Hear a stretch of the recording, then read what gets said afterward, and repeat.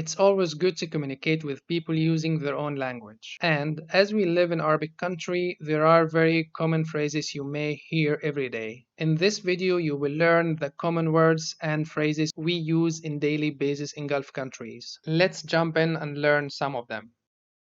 مرحبا. كيف الحال؟ شو اخبارك؟ شو السالفة؟ عساك طيب؟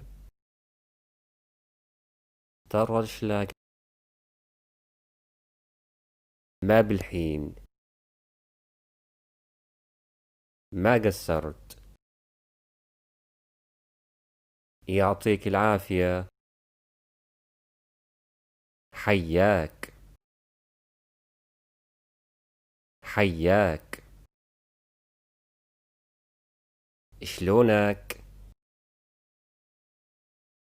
سموحة يا خوي.